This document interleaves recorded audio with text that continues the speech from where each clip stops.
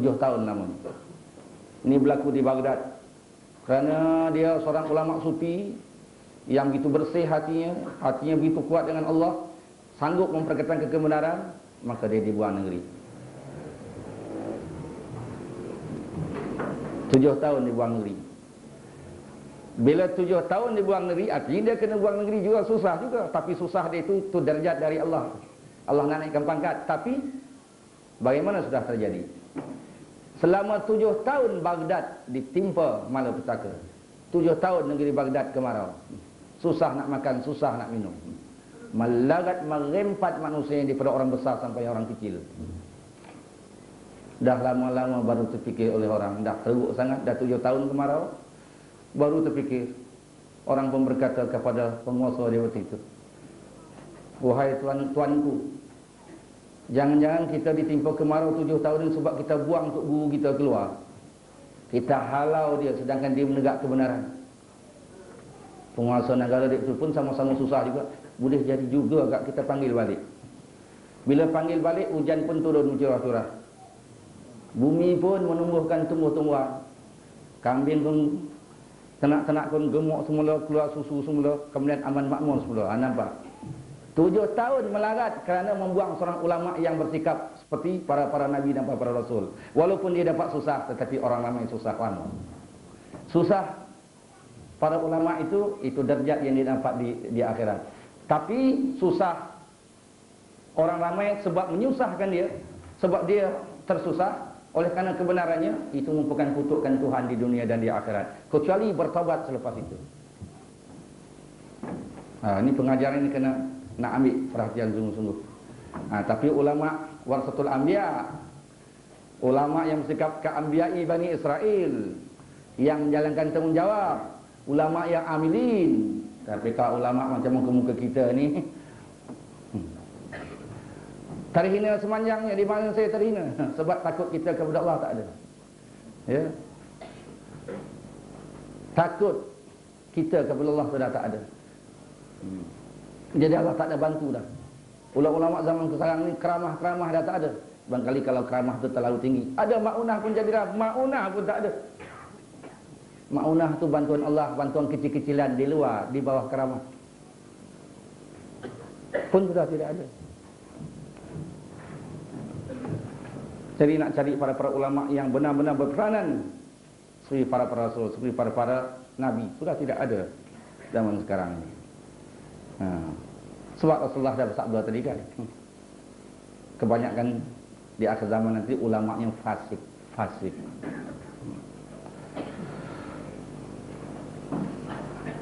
Jadi kalau ulama tidak dapat bertugas seperti bertugas para rasul dan para nabi,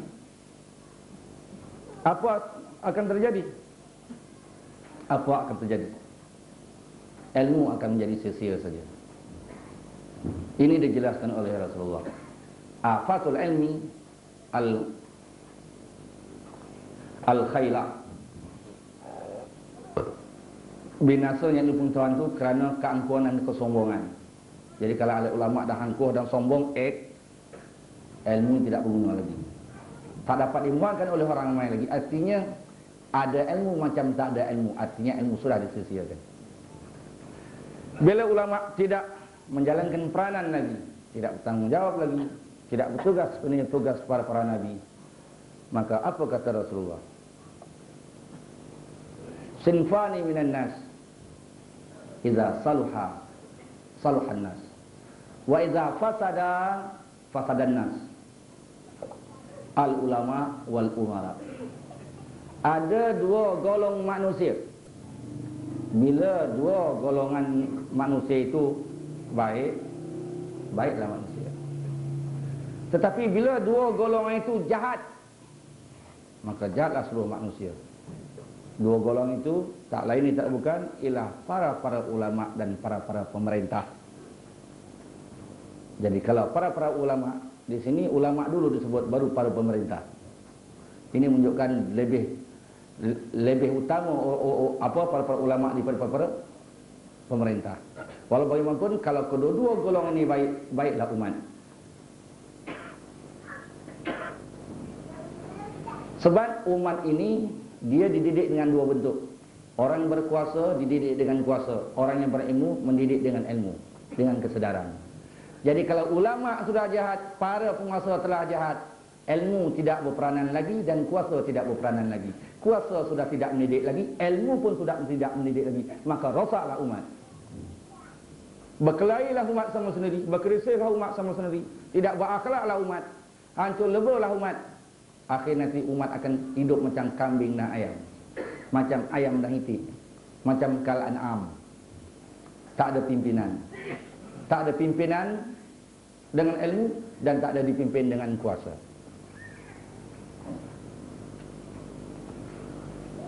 Jadi kalau dua golong itu baik, baiklah semua manusia. Tapi dua golong itu tidak baik, maka tidak baiklah manusia. Sebab itu kita sebagai rakyat jelata ini selalulah berdoa banyak-banyak kepada Allah Subhanahu Wa Taala. Moga-moga Allah pimpin ulama-ulama kita. Dan moga-moga Allah memimpin para penguasa kita. Moga-moga kalau dua golongan ini baik, maka kita pun ikut sama baik. Kalau mereka diberi barakah oleh Allah, kita pun dapat sama-sama barakah. Kalau mereka jujur, insya-Allah orang ramai akan ikut jujur sama. Tetapi kalau mereka sudah rosak, maka kita juga akan ikut rosak sama. Seluruh masyarakat akan rosak sama. Sebab itu kita bantu mereka dengan doa. Kecam saja tak boleh, menghina saja tidak boleh, tapi kita bantu dengan doa. Sekadar itu saja kita boleh. Kita nak nasihatkan dengan ilmu, kita bukan ahli ilmu. Ya, kita bukan ada PhD, bukan ada doktor, BA pun tak ada, jadi tak ada ilmu. Jadi nak nasihat dengan ilmu pun tak boleh. Nak dinasihat dengan kuasa pun, kita pun tak ada kuasa. Kita mengadu dengan Allah terus direct dengan Allah. Berdoa kepada Allah agar mereka dipimpin, agar mereka diberi taufik, agar mereka diberi hidayah. Kalau mereka Allah pimpin, maka kita juga akan dipimpin oleh Allah Subhanahu Wa Taala dengan sebab kepimpinan mereka, kepimpinan dua golongan itu. Begitulah peranan ulama yang dikehendaki oleh ajaran Islam, yang dikehendaki oleh Rasulullah sallallahu alaihi wasallam.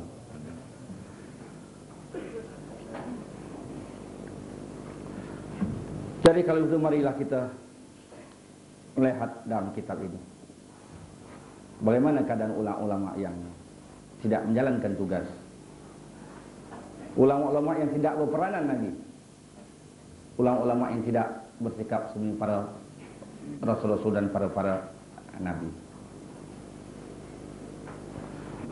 Di sini yang dimaksudkan dengan ulama dunia ialah para ulama yang jahat. Ulama dunia yang masuk sini adalah ulama yang jahat. Sebab Imam Ghazali pun dalam Ihya ni digolongkan ulama kepada dua, ulama dunia, ulama akhirat. Ulama dunia, ulama akhirat. Jadi ulama dunia di sini yang dimaksudkan dengan ulama yang jahat. Bagaimana sifat dan bagaimana bentuk ulama yang jahat itu? Sifat dan bentuk ulama yang jahat itu, tujuan mereka, mentalamat mereka tidak lain tidak bukan menggunakan ilmu untuk hidup, untuk kemewahan dunia. Menggunakan ilmu untuk dunia. Menggunakan ilmu untuk kemewahan dunia. Menggunakan ilmu untuk kepentingan dunia. Dia jadikan ilmu itu benar-benar sebagai alat untuk kepentingan dia, kepentingan dunianya. Mungkin mengkali kepentingan wang ringgit, kepentingan pangkat, derajat, bintang, kehormatan, pengikut dan sebagainya. Dan tujuan dunia semata-mata, tidak ada tujuan akhirat.